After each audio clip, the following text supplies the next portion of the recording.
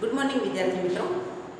આજે આપણે ધોરણ 9 ની અંદર સામાજિક વિજ્ઞાન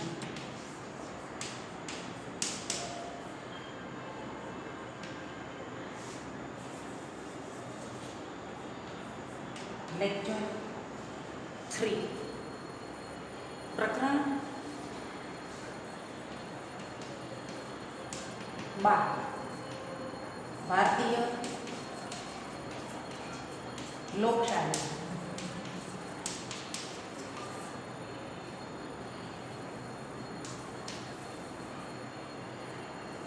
આની અંદર આપણે લેક્ચર 2 માં 2 પછી લેક્ચર 3 ની અંદર આપણે આગળના ટોપિક વિશે અભ્યાસ કરશું।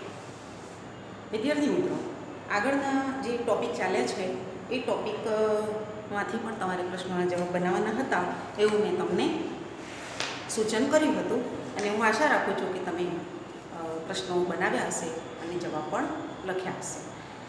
બરાબર, અભ્યાસક્રમની સાથે સાથે તમારે નોટબુક પણ એટલી જ રીતે તૈયાર કરવાની છે। જ્યારે પણ સ્કૂલો ખુલે તો આપણે એ સબ્જેક્ટમાં પાછળ ન રહીએ અને શિક્ષકના અભ્યાસ સાથે સાથે જ આપણો અભ્યાસ સંપૂર્ણ થાય। ઓકે, તો આપણે ભારતીય લોકશાહીના ટોપિકમાં ક્યાં પહોંચ્યા હતા?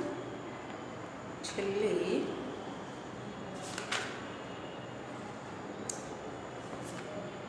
લોકશાહીમાં લોકમત ત્યાં સુધી પહોંચ્યા હતા। બરાબર, હવે આગળનો ટોપિક લઈશું લોકશાહીમાં લોકમત ઘડતરના માધ્યમો। એટલે કયા માધ્યમ દ્વારા લોકોનો મત લેવાય છે, સમજવા મળે છે, સાંભળવા મળે છે, નાગરિકોના વિચારોને સમજી શકાય છે, તેને લોકમત કહેવાય।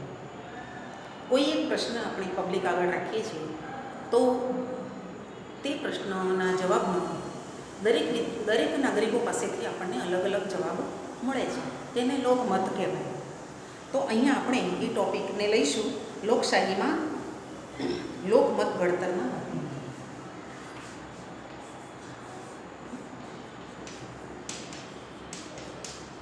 લોકશાહીમાં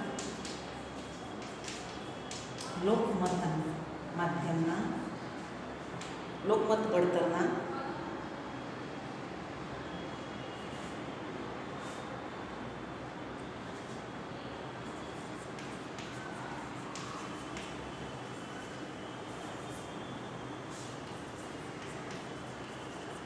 માધ્યમો।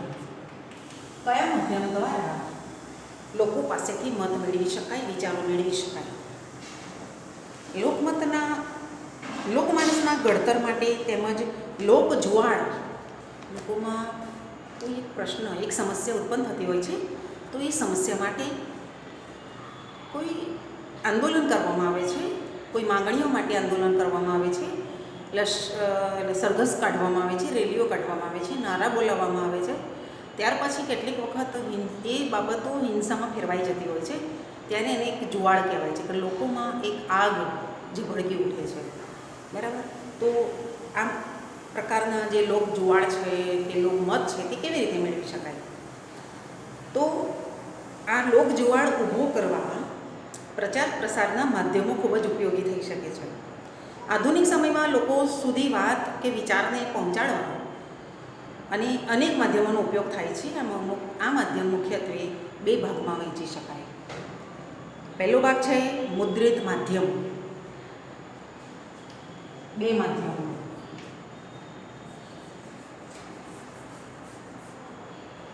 પહેલું છે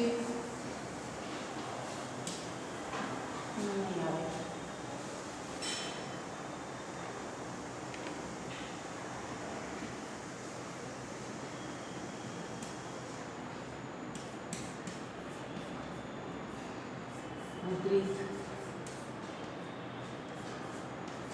માધ્યમ।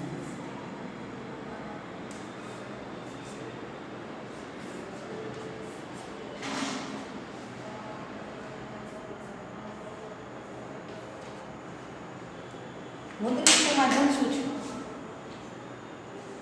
તે આપણે જોઈએ। આધુનિક સમયમાં દેશ અને દુનિયાની ઘટનાઓ વિશે જાણવા માટે કે માહિતી મેળવવા માટે દૈનિક સમાચાર પત્રો જે છપાઈને આવે છે, મુદ્રિત એટલે છાપવું, પ્રેસમાં સમાચાર પત્રો છપાઈને આવે છે, પત્રિકાઓ છપાઈને આવે છે, મતલબ કે જેટલી બાબતો છપાઈને આવે છે, બરાબર, એ બધી બાબતોને મુદ્રિત કહેવાય. મુદ્રિત થયેલી ચીજવસ્તુ, વિચારો. તો દૈનિક સમાચાર પત્રો હોય, પાક્ષિકો હોય કે ચોક્કસ પ્રકારના સામયિકો મહત્ત્વ ધરાવે છે. આવા માધ્યમમાં છપાઈને આવતી વિગતો લોકો વાંચી શકે, જાણી શકે, અભિપ્રાય આપી શકે. કોઈ વાતનો સ્વીકાર થાય પણ ખરો, કોઈ વાતનો સ્વીકાર ન પણ થાય અથવા અસ્વીકાર થાય. તો આ બાબત એ બહુ મહત્ત્વની છે. વિવિધ વિચારસરણી ધરાવતા લોકો એક જ વિગત વાંચીને જુદા જુદા તારણા આપે છે. છપાયેલી એક જ પ્રકારની વિગતોમાં પોતપોતાના વ્યક્તિગત અભિપ્રાયો આપે છે. આ અભિપ્રાયોની વિગત સાચી, તટસ્થ અને કોઈ પ્રકારના પૂર્વગ્રહ વગરની હોય એ જરૂરી છે. જો આ વિગતો પૂર્વગ્રહ સાથે છપાય તો લોકો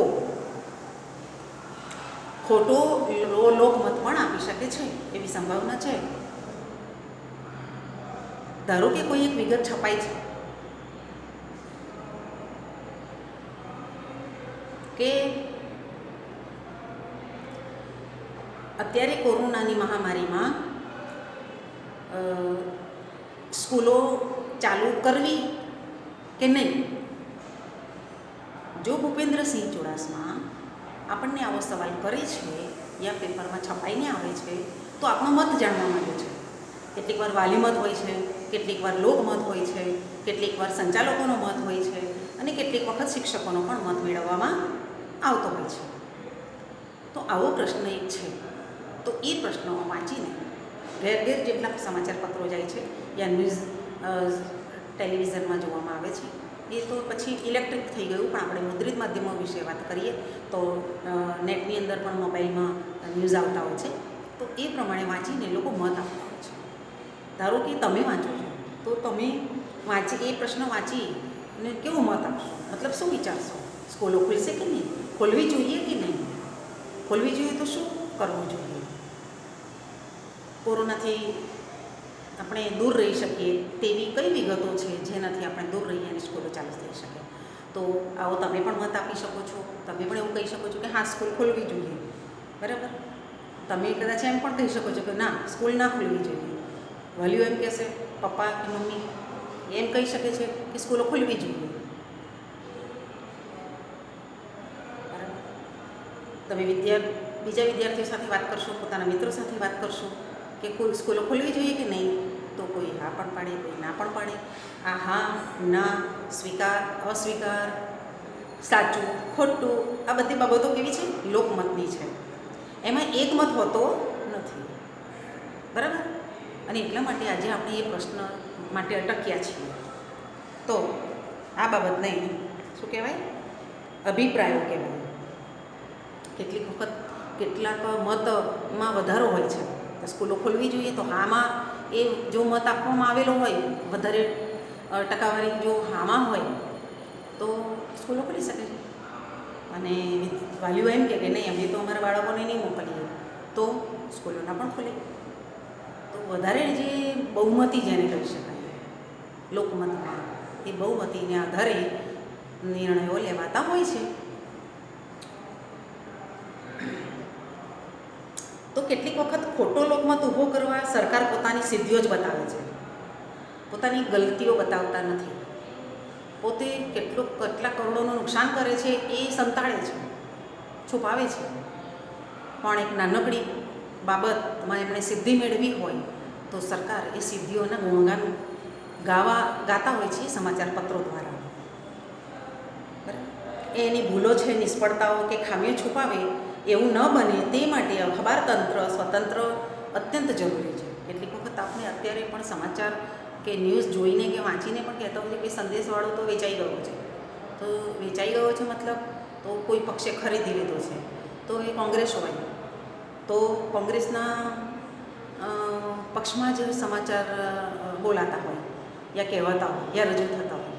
એવી રીતે કોઈ એમ કે ભાઈ આ જે છે ન્યૂઝ કે દિવ્ય ભાસ્કર છે એ ભાજપે ખરીદેલો છે, મતલબ એ દિવ્ય ભાસ્કરના લોકો ભાજપ તરફી જ સમાચાર આપતા હોય છે, સાચા હોય કે ખોટા હોય પણ ભાજપ તરફી જ બોલતા હોય છે. એક તરફનું જે કોઈ એક પક્ષમાં બોલવામાં આવે છે ત્યારે એ ખરીદાયેલા હોય છે, એના અંડરમાં હોય છે, એ કેમ કરવું પડતું હોય છે, એ બોલે તેમ સમાચારો આપવા પડતા હોય છે. આવું થઈ શકે છે, આ સંભાવનાઓ છે. એટલે જ સરકાર પોતાની સિદ્ધિઓ બતાવે અને ખામીઓ છુપાવે. પણ એ જરૂરી એ છે કે અખબાર તંત્ર કેવું હોવું જોઈએ? સ્વતંત્ર હોવું જોઈએ. બરાબર? કોઈ એક બાબત છુપાવાઈ રહી છે તો એને ઉજાગર કરવી, જાગૃત કરવી, કે એને બહાર લાવવી, એ ખામીઓને લોકો સુધી પહોંચાડવી, એ નિષ્ફળતાને લોકોના સુધી માહિતી આપવી અને એ દ્વારા સરકાર કેવું કામ કરી રહી છે તે લોકો આગળ આવે અને લોકો એ પ્રમાણે પછીની ચૂંટણીઓમાં વોટ આપે, મત આપે.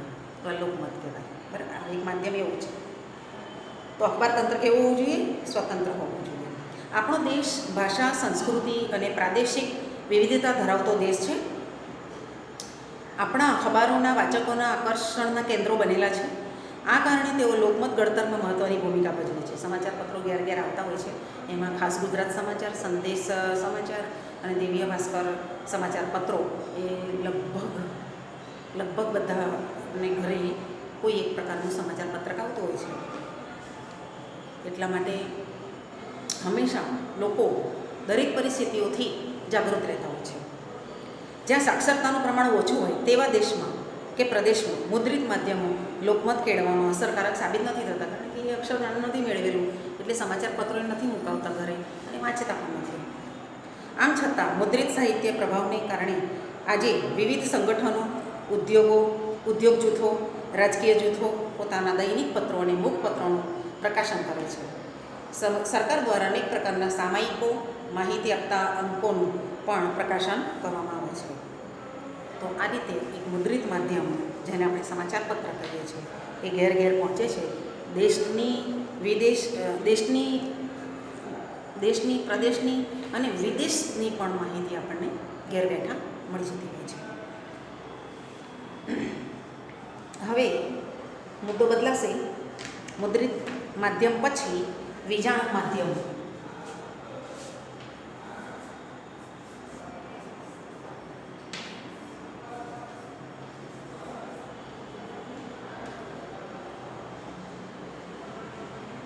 વિજાણુ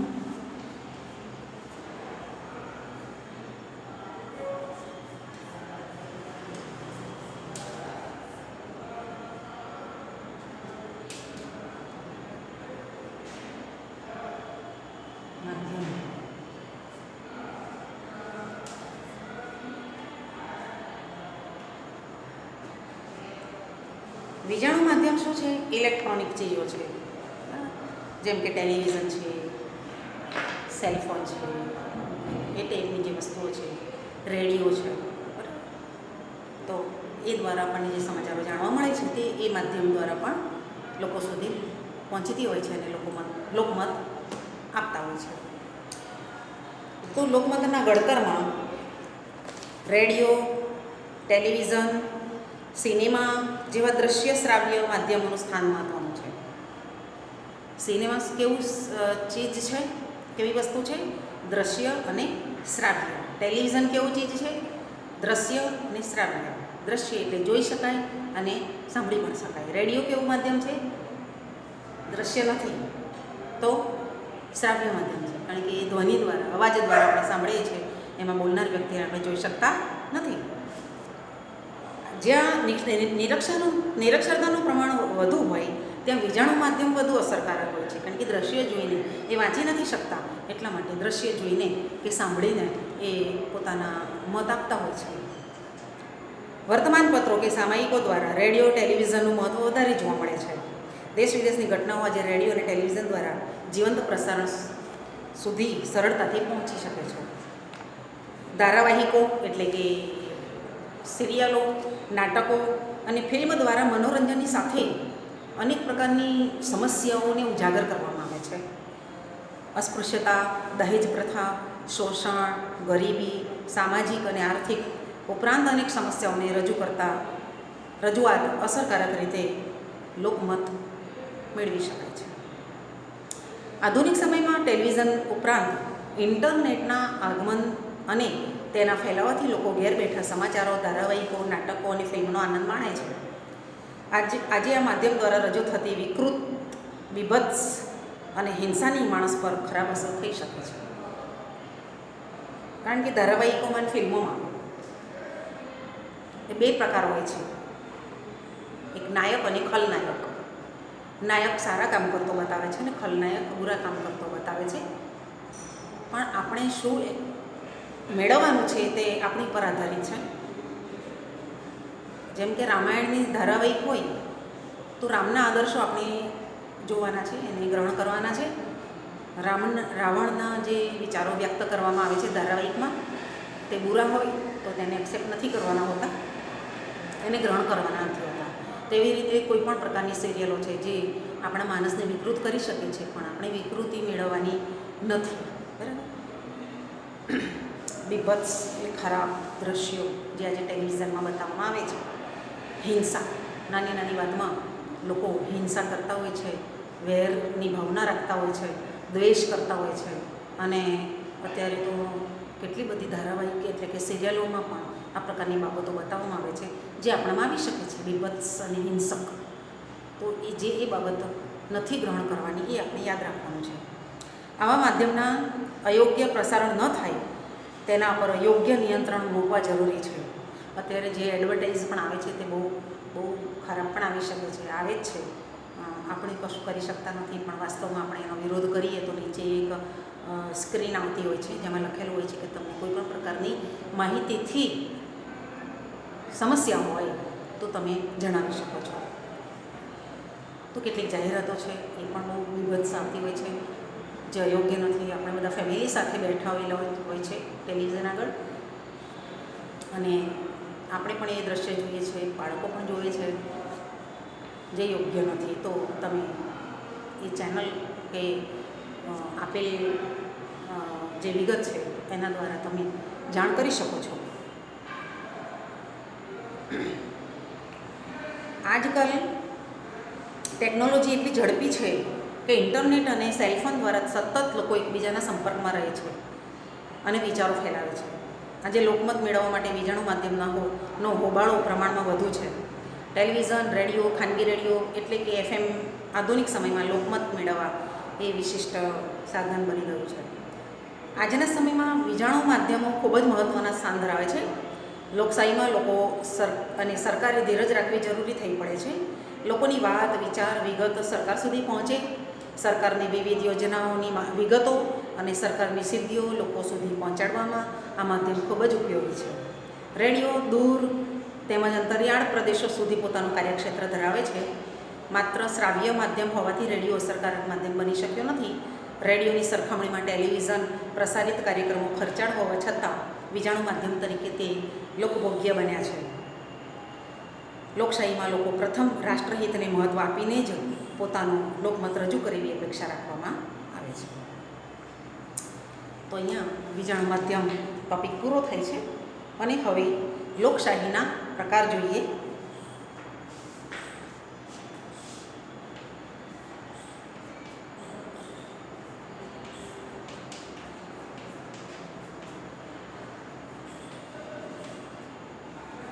લોકશાહીના પ્રકાર.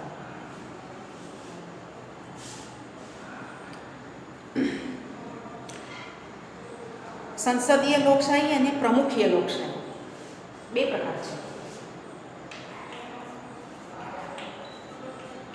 સંસદીય લોકશાહી અને પ્રમુખીય લોકશાહી.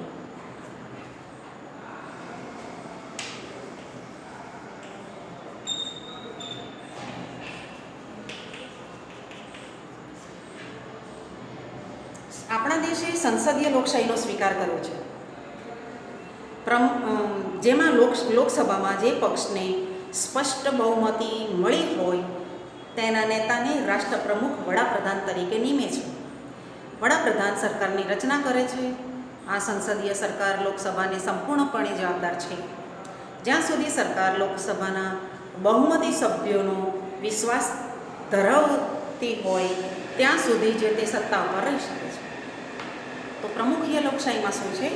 પ્રમુખીય શાસન વ્યવસ્થા લોકશાહીનો બીજો પ્રકાર છે. પ્રમુખીય લોકશાહીમાં સામાન્ય રીતે પ્રમુખ સીધા લોકો દ્વારા ચૂંટાય છે. પ્રમુખ બંધારણમાં નિશ્ચિત કરવામાં આવેલી મુદત સુધી સત્તા પર રહે છે. અમેરિકા અને દુનિયાના બીજા કેટલાક દેશોમાં આવી પ્રમુખીય લોક વ્યવસ્થા છે.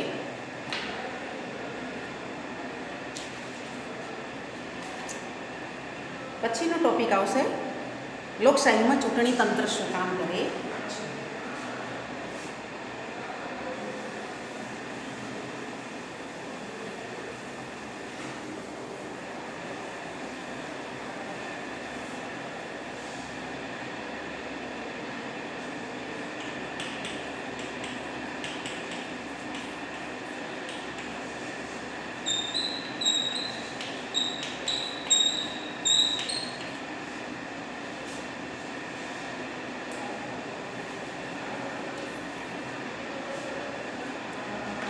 આપણો દેશ વિશ્વમાં સૌથી વધુ મતદારો ધરાવે છે, એટલે ચૂંટણી પ્રક્રિયાનું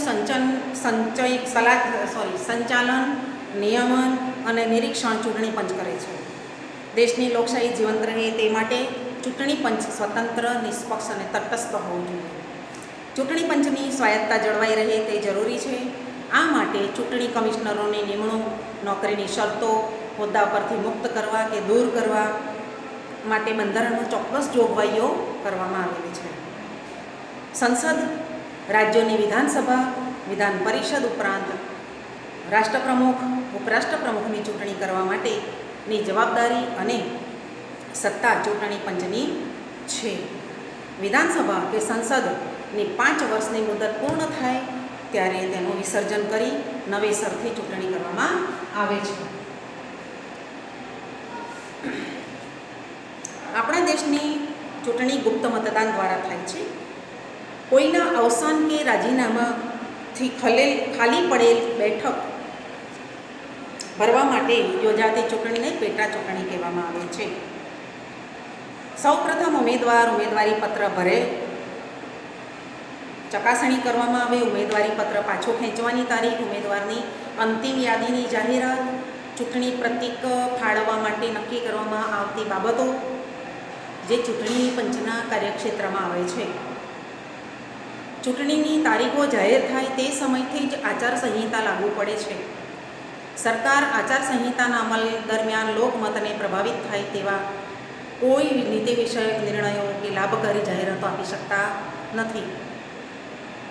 ચૂંટણી પહેલાં ઉમેદવારનો તેમનો રાજકીય પક્ષ પોતાનો ચૂંટણી ઢંઢેરો બહાર પાડે છે.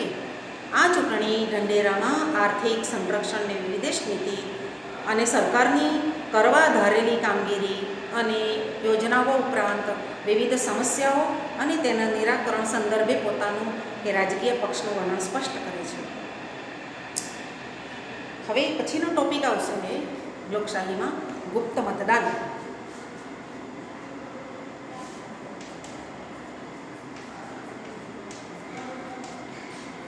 છેલ્લા 2 ટોપિક બાકી રહે છે એ આપણે લઈ લઈશું આ લેક્ચરની અંદર જ.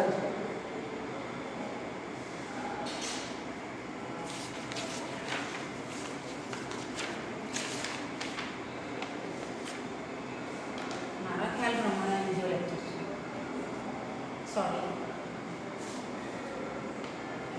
કંઈ વાંધો નહીં, બીજો લેક્ચર હોય કે ત્રીજો લેક્ચર હોય એનાથી કોઈ ફરક પડતો નથી આપણને. આપણા દેશમાં સંપૂર્ણ ગુપ્ત અને સ્વતંત્ર રીતે મતદાન દ્વારા ચૂંટણી યોજાય છે. ભારતની સંસદની ચૂંટણીને વિશ્વની સૌથી મોટી મતદાનની પ્રક્રિયા માનવામાં આવે છે. ચૂંટણી વખતે વિવિધ પક્ષો, સંગઠનો અને અપક્ષ ઉમેદવાર ચૂંટણી લડે છે. પોતાના વિચારો, કરેલા કાર્યો અને ભાવિ આયોજન મતદાર સામે રજૂ કરે છે. મતદારો પોતાનો કોઈપણ પ્રકારનો લોભ, લાલચ કે ડર વગર મતદાન કરે તે અપેક્ષિત છે. ચૂંટણી પ્રક્રિયા દરમિયાન ગુપ્ત મતદાનને મહત્ત્વ આપવામાં આવ્યું છે. મતદાનને પોતાનો મત ગુપ્ત રાખવાનો અધિકાર છે. મતદાને કોણે મત આપ્યો તેવું પૂછી શકાતો નથી. ચૂંટણી પંચની અદ્ભુત પ્રક્રિયાને લીધે મતદારનો મત ગુપ્ત રહે છે. ચૂંટણી પ્રક્રિયામાં જોડાયેલ સૌ કર્મચારીઓ, સેનાના સૈનિક પણ ચૂંટણીમાં મતદાન કરી શકે તેવી વ્યવસ્થા ચૂંટણી પંચ દ્વારા કરવામાં આવે છે. મતદાન કરવા માટે મુખ્ય 2 પ્રક્રિયા ઉપયોગમાં લેવામાં આવે છે. એક મતદાન પત્રકો દ્વારા મતદાન અને એટલે કે બીજું વીજાણુ મશીન એટલે કે ઈવીએમ દ્વારા મતદાન. આ મશીનને ઈવીએમનું ફૂલ ફોર્મમાં શું કહે છે? ઇલેક્ટ્રોનિક વોટિંગ મશીન, ઈવીએમ તરીકે ઓળખવામાં આવે છે. ઝડપી પ્રક્રિયા છે. માનવ કલાકો અને માનવ શ્રમનો બચાવ થાય છે, કાગળનો બચાવ થાય છે, પર્યાવરણનું નુકસાન થતું અટકે છે. માટે ઈવીએમ મશીનનો ઉપયોગ કરવામાં આવે છે. જે મતદારને કોઈ ઉમેદવારને મત ન આપવો હોય તો નન ઓફ ધ એબોવ એટલે કે નોટાનો ઉપયોગ કરે છે. હવે છેલ્લો ટોપિક આ પ્રકરણનો લઈશું વિદ્યાર્થી મિત્રો, લોકશાહી અને રાજકીય પક્ષો.